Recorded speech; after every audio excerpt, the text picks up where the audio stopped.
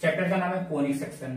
ठीक, तो पहले आप ये समझिए क्या होता है कोनिक सेक्शन। ठीक है, ये देखिए कोनिक, ठीक, कोनिक सेक्शन। ठीक, कोनिक सेक्शन का देखिए मतलब क्या है, सबसे पहले टॉपिक है उसको आप लोग क्लियर कर लीजिए। ठीक, देखिए सबसे पहले आप कोन बनाइए। ठीक, एक कोन मैं बनाता हूं। ठीक है, ये देखिए मैंने एक कोन बनाया। ठीक है, कोन ये हमारा रहा। ठीक है, कोन ऐसे तो बनता है, ठीक है ना। ठीक, ये इसकी रेडियस होती है। ठीक, और आप एक अपोजिट, एक इसके इन्वर्टेबली अपोजिट क्या करिए, एक और कोन बनाइए। क्या करिए, एक कोन आप और बनाइए। ठीक है, ये देखिए। ठीक, तो ये हमारा एक फिक्स पॉइंट है। क्या है, फिक्स्ड पॉइंट है। ठीक है, क्या है, फिक्स्ड पॉइंट। ठीक, ये तो इसकी रेडियस है। ठीक, ये क्या है, रेडियस है। ये नॉर्मल कोन है, ये इसका रिवर्स कोन बना दिया। ठीक है, देखिए जब भी हम लोग कोनिक सेक्शन की बात करते हैं तो इसमें 4 टॉपिक हम लोग कवर करते हैं। कौन कौन से? पहला सर्किल, दूसरा पैराबोला, तीसरा हाइपरबोला, ठीक है, और इलिप्स। कौन कौन से टॉपिक हमारे पास?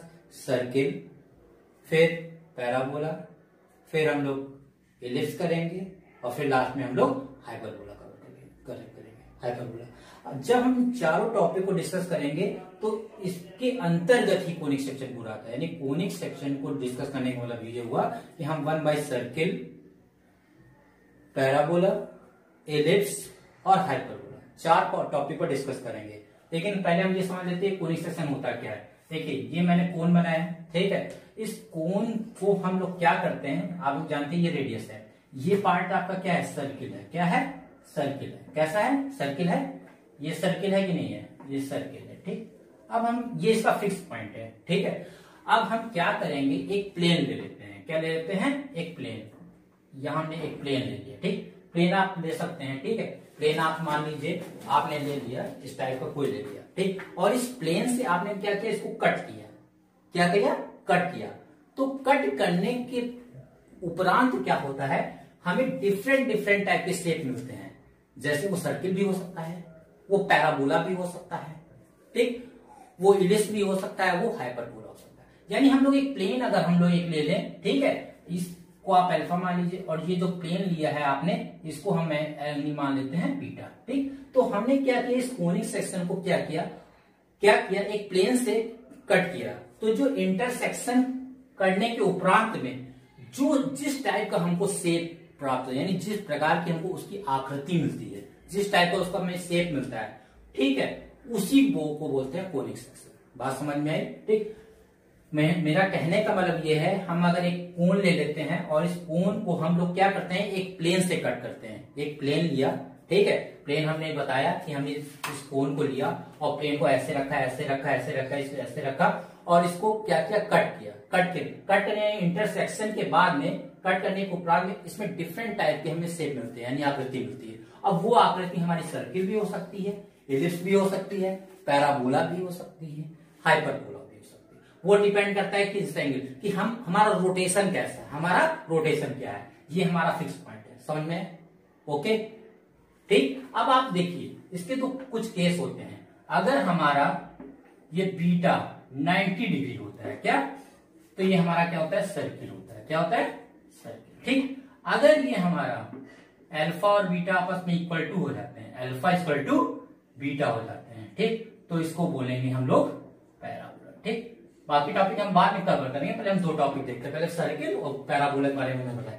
अगर ये रोटेशन के दौरान जो प्लेन का एंगल है 90 डिग्री बनता है, तो हमारा जो शेप मिलेगा वो सर्किल मिलेगा। ठीक, और अगर हमारा अल्फा और बीटा इक्वल हो जाते हैं तो हमारी जो शेप मिलेगी, आकृति मिलेगी, वो मिलेगी हमारी पैराबोला। ठीक, रोटेशन यहां से होता है, ये फिक्स पॉइंट है हमारा।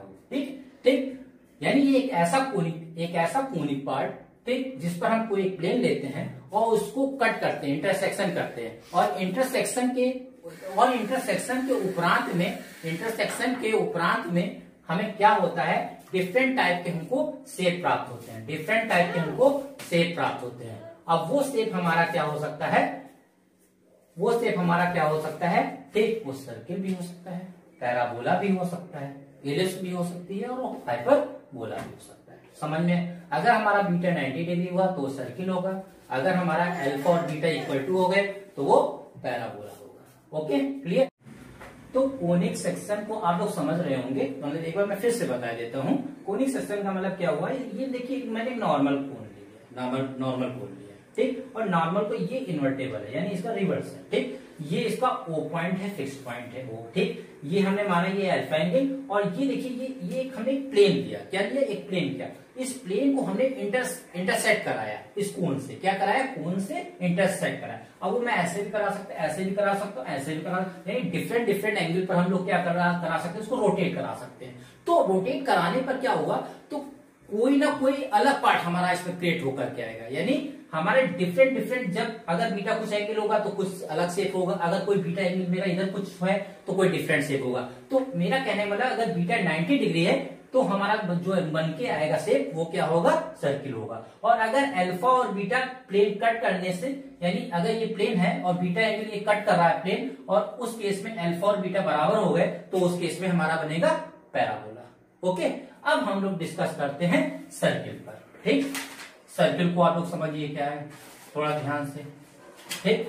सर्किल, ठीक, सर्किल का मतलब क्या होता है, थोड़ा सा देखिए, ध्यान से देखिए। सर्किल का मतलब क्या होता है, देखिए मैं एक नॉर्मल सर्किल ड्रा करता हूं, ये देखिए मैंने एक सर्किल ड्रा किया, ठीक है, और हमने क्या किया, ये इसका ओरिजिन है, ठीक, ओरिजिन ये पॉइंट है, ठीक, इस ओरिजिन यहाँ के सेंटर हमने मान लिया H, K, ओके, और इसको हमने पॉइंट माना, ठीक। अब यहां पर हम एक P पॉइंट ले लेते हैं, ठीक, ये, और इसके कोऑर्डिनेट मानते हैं X, Y, और जो इसके बीच में डिस्टेंस है वो मानते हैं R, ठीक। एक्चुअली देखिए ये इसका सेंटर है, ये इसका फिक्स है, ठीक है, ये सेंटर के पॉइंट हमने माने H, K, और ये रोटेशन यहाँ पर कोऑर्डिनेट हमने एक पॉइंट P हम यहाँ इस सर्कमफ्रेंस पर कहीं भी ले सकते हैं, ठीक। तो इसके कोऑर्डिनेट हमने माने X, Y, ठीक, और इसके बीच की जो डिस्टेंस मानी R, ठीक। अब देखिए सर्किल की इक्वेशन को मैंने ड्राइव कैसे करते हैं, ठीक। अच्छा, ड्राइव करने से पहले जो सबसे पहली फॉर्म आती है स्टैंडर्ड इक्वेशन आती है, क्या आती है, स्टैंडर्ड फॉर्म, क्या, स्टैंडर्ड फॉर्म, ठीक है। ये स्टैंडर्ड फॉर्म क्या होती है, सबसे पहले देखिए आप लोगों ने हाई स्कूल में पढ़ा होगा डिस्टेंस बिटवीन 2 पॉइंट क्या होता था, डिस्टेंस बिटवीन 2 पॉइंट के क्या करते हैं, x1 y1 मानिए, x2 y2 मानिए, तो ये क्या होता है x1 माइनस h2 का होल स्क्वायर होता था, यानी x माइनस h का whole square plus y minus k का whole square equal to r square, यही तो होता था, x माइनस h का होल स्क्वायर और y माइनस k का होल स्क्वायर। आप ऐसे भी कर सकते थे h माइनस h का whole square, k minus y का whole square, distance between 2 point वाला फॉर्मूला हाई स्कूल में, ठीक। इसके बीच की डिस्टेंस क्या है, r क्या है, इसकी रेडियस है, ठीक। ये पॉइंट आप सर्कमफ्रेंस पर कहीं ले सकते हैं, ठीक है। अच्छा, ये हमने एक सर्किल बनाया और जो हमने आपको दिखाया ये सर्किल है, ठीक। अब आप जरा इसको जरा एक्सपेंड करिए, ठीक। अच्छा, तो आपने ये देखा कि x माइनस वाई एच का होल स्क्वायर, y माइनस के का whole square equal to are square, तो ये जो फॉर्मेट आपका आया है इसको बोलते हैं स्टैंडर्ड इक्वेशन। क्या बोलते हैं, स्टैंडर्ड इक्वेशन। इसको मैं इक्वेशन 1 डालने दे रहा हूं, ठीक है। अब हम क्या करते हैं, इसको मैं और एक्सप्लेन करके आपको दिखाता हूं ड्राइव करके। तो देखिए इसका क्या आते हैं, देखिए अगर हम करेंगे इसको एक्सपेंड करेंगे तो x square plus h square minus 2sh, y square plus के square minus 2yk equal to are square आएगा। अब आप क्या करिए, एक्स स्क्वायर वाई स्क्वायर एक साथ लिखिए प्लस 2gx यानी 2gh, तो आप क्या करिए ये माइनस h x ऐसे लिखिए, अभी मैं बता रहा हूं ये क्या हो रहा है, ठीक। एक्स स्क्वायर वाई स्क्वायर ये टर्म हो गया आपका, ये टर्म हो गया, और आपका एच स्क्वायर प्लस के square equal to are square. देखिए मैंने क्या किया, एक्स स्क्वायर वाई स्क्वायर एक साथ किया, इस माइनस 2x को हम क्या लिख सकते हैं, प्लस लगाइए 2 लगाइए, ये माइनस h कर देंगे, x कर देंगे, अभी बताएंगे क्यों। इसको इस फॉर्मेट में लिखिए, ये 2yk को हमने ये लिखा 2 माइनस का ky, और ये h स्क्वायर है और ये k स्क्वायर है और equal to are square, spend करने पे आएगा, ओके। अब आप क्या करिए, थोड़ा सा और इसको सही करिए, X square Y square 2 minus H X plus 2 minus K Y H square plus के square minus are square equal to 0। ठीक, ये आया। अब आप क्या करिए, इसको कंपेयरिंग करिए। क्या करिए? कंपेयरिंग करिए। क्या करिए? कंपेयरिंग, वो भी किससे? कंपेयरिंग करिए X square Y square plus 2gx plus 2fy plus c equal to 0 से क्या करिए आप इसकी कंपेयर करिए। समझ में आया? ठीक,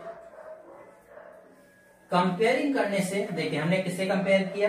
X square Y square 2gx 2fy plus equal to 0 से। तो आप देखिए 2 से 2 कैंसिल हो जाएगा, g की वैल्यू कितनी आ जाएगी?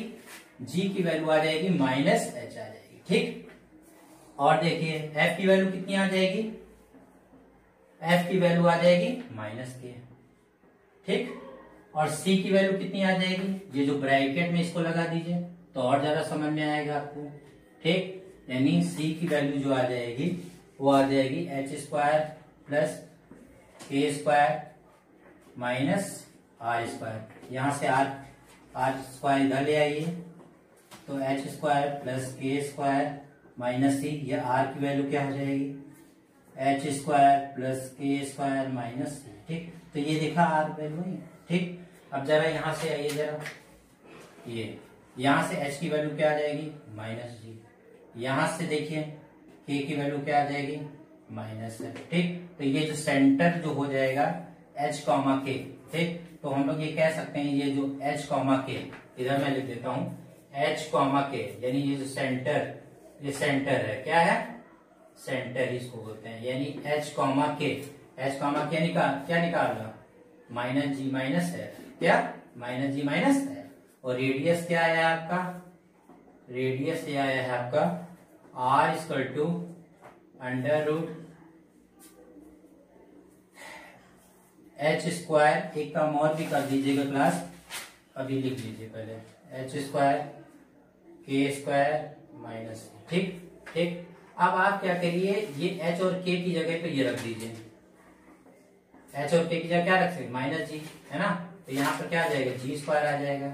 यहाँ पे रख दीजिए, ये के की जगह रख दीजिए तो एफ स्क्वायर माइनस सी। तो ये आपने देखा ये रेडियस आ गया। ठीक है, और ये सेंटर आ गया। ठीक, तो सेंटर माइनस जी कॉमा माइनस है और ये रहा रेडियस। ठीक, तो अगर आपसे स्टैंडर्ड फॉर्म कहा जाए तो सिर्फ आप x माइनस एच का whole square plus y minus के का whole square equal to are square लिखेंगे। ठीक, ये हमारी स्टैंडर्ड इक्वेशन होती है। ठीक, और जब हम इसको स्पैंड करेंगे, तो हमारी एक फॉर्मेट आती है x square plus Y square plus 2 bracket में माइनस एक्स प्लस 2 ब्रैकेट में माइनस के ब्रैकेट में y equal to h square plus के square minus are square equal to 0। ठीक, इसकी जो हम कंपेयर कर रहे हैं x square Y square plus 2gx plus 2fy plus c equal to 0। ठीक, तो ये जो फॉर्मेट हमारी है ये हमारी होती है जर्नल फॉर्म, जर्नल इक्वेशन होती है। ठीक है, इसको बोलते हैं जर्नल इक्वेशन। ठीक है, अगर जर्नल इक्वेशन की बात करेंगे तो ये होगी। ठीक, मैं यहाँ पर लिखे भी दे रहा हूं। ठीक, ये तो कॉनिक टॉपिक ही है। ठीक, तो जर्नल इक्वेशन की अगर हम लोग बात करेंगे, ठीक, तो जर्नल इक्वेशन ऑफ सर्किल अगर हम लोग बात करेंगे तो हो जाएगी। जर्नल इक्वेशन ऑफ सर्किल की अगर बात करेंगे तो वो फॉर्मेट होता है x square Y square plus 2gx plus 2fy plus c equal to 0। X square Y square plus 2gx plus 2fy plus c equal to 0। ठीक, तो इसका जो सेंटर होता है माइनस जी माइनस एफ होता है। सेंटर क्या होता है इसका? माइनस जी माइनस एफ, और रेडियस इसकी क्या होती है? G square plus f square minus g. ठीक, यानी मैंने टिक कर दिया, देखिए यहाँ पर। ठीक, तो रेडियस आपसे अगर जनरल इक्वेशन का पूछा जाएगा तो g square plus f square minus c हो जाएगा, और अगर सेंटर पूछा जाएगा तो माइनस जी माइनस एफ हो जाएगा। बात आपको समझ में आ गई? ठीक है, ओके, इतनी चीज तो आपको समझ में आ गई होगी। ठीक, दो चीजें मैंने इसमें क्लियर की, एक स्टैंडर्ड फॉर्म, स्टैंडर्ड फॉर्म आपसे कहा जाएगा तो x माइनस एच का होल स्क्वायर वाई माइनस के का whole square equal to are square. ठीक, और अगर स्टैंडर्ड फॉर्म से अगर हम थोड़ा सा हटते हैं तो हमें इसकी जरूरत पड़ती है जनरल इक्वेशन ऑफ सर्किल, वो होती है x square plus Y square plus 2gx plus 2fy plus c equal to 0, जो हमने देखी इस फॉर्मेट में यहाँ लेके आए हैं। ठीक, तो उसमें हमें दो चीजें चाहिए, सेंटर होता है माइनस जी माइनस है, और रेडियस क्या होता है एच स्क्वायर प्लस के स्क्वायर माइनस सी, लेकिन हम इसकी वैल्यू रख देते हैं तो g square plus h square minus c, ठीक, क्योंकि देखिए एच की जगह माइनस जी है और के की जगह क्या है माइनस है, तो यही तो आएगा। तो यही हमें सेंटर, ये सेंटर हो गया और ये हमारी हो गई रेडियस, ठीक। तो दो चीजें ध्यान रखिएगा, ये टॉपिक क्लियर हो।